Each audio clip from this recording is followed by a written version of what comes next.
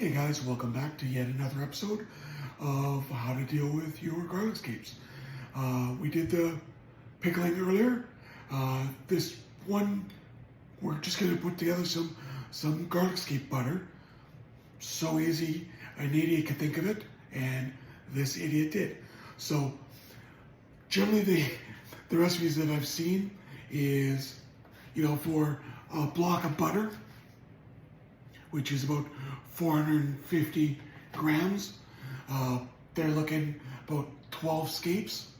That's probably not gonna work for us because we're Ukrainian, and trust me, you're gonna want more garlic. This is gonna be good on garlic toast, on a nice steak right off the grill. Throw a little bit of this butter, melt it in. The flavor is just gonna be so nice. It's not as strong as regular garlic when you use the scapes, so you're gonna get that nice green onion meets garlic infused with that butter. So we're gonna make it real simple. I'm gonna blend up a bunch of my garlic scapes.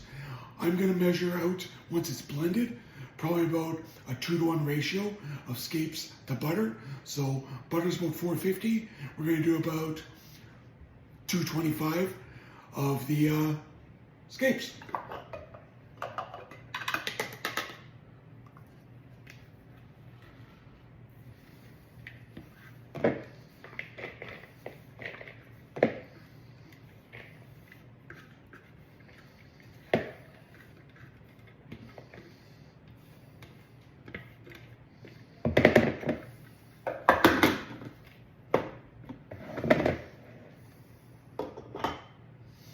So I'm gonna blend up a whole bunch because I'm gonna do like 8 batches of the butter, but we'll come back when we're at the butter stage.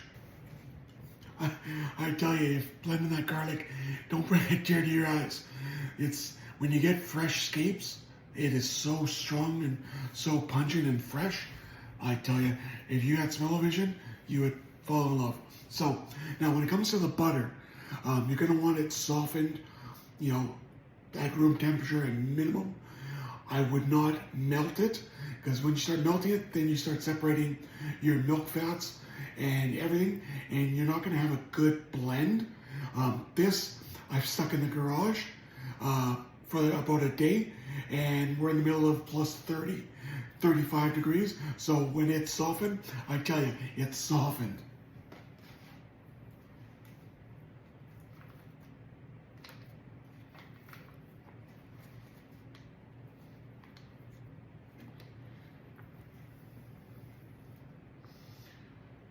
Oh, it's soft.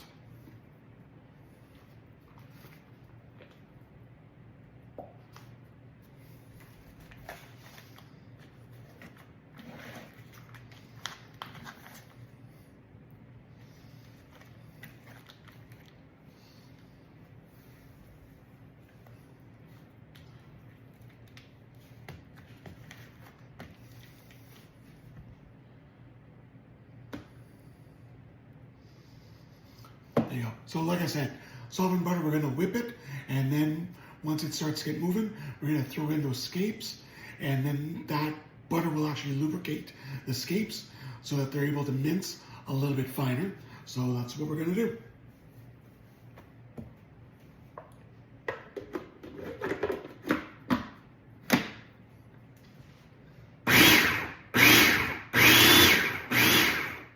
Doesn't take much.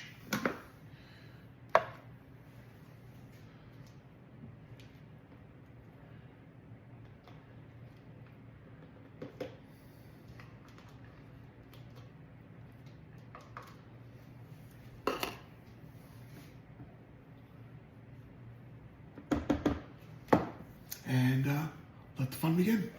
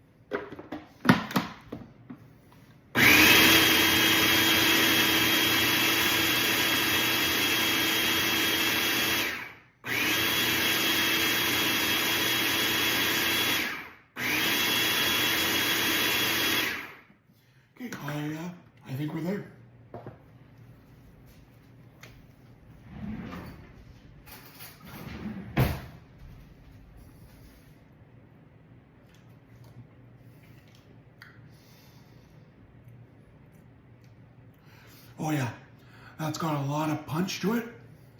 It's creamy, it's rich, it's complex. If you were to do that with minced garlic, it would be, trust me, it'd be really good, but it'd be really pungent. This gives you notes of that green onion, it's floral, it's got that garlic. So I'm gonna fill up my containers.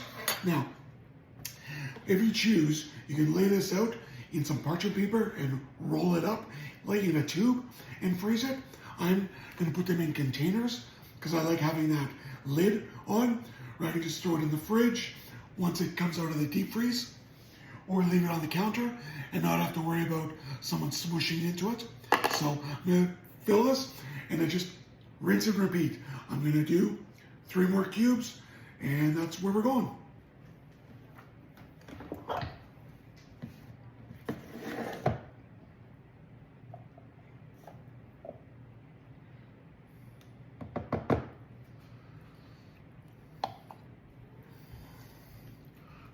Take a look at that.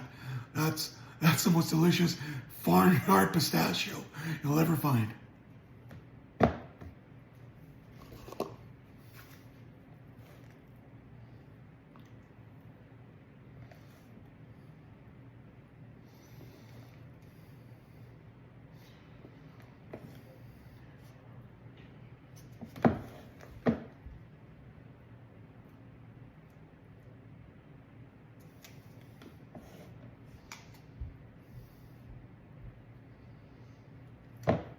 Now I'm going to put this into my deep freeze to freeze, and it'll keep for months and months and months, and I'll take one container out at a time as I need them. Hey guys, kind of feels like a Big Brother confessional here. Anyways, so we tried the Scape butter. That was the 2 butter to 1 Scape ratio. Mild, very nice. I'm obviously looking for a lot more garlic. We just finished trying a batch that was extremely the opposite end, which was probably about 4 garlic to 1 butter.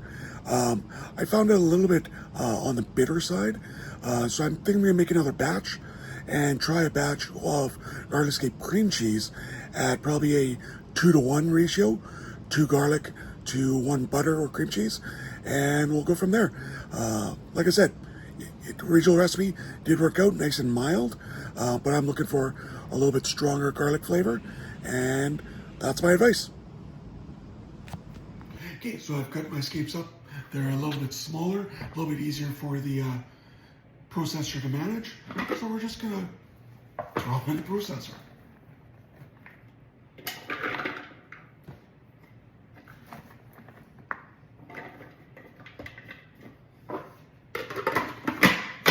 And you had nothing but time in your hands. So I'm gonna start blending. We're gonna jump ahead because no one needs to listen to the beep of the machine. Okay. Perfect, so I gave it about 10 good pulses. We're not looking for that fine mince as of yet. Once we add the butter in, that's when we're really gonna get it to a finer consistency.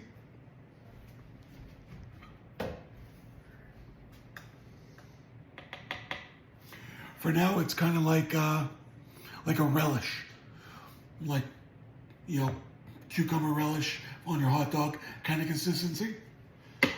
What's gonna happen is I'm gonna pull this out, put in my butter, get my butter to whip, and then I'm gonna slowly add this stuff back in.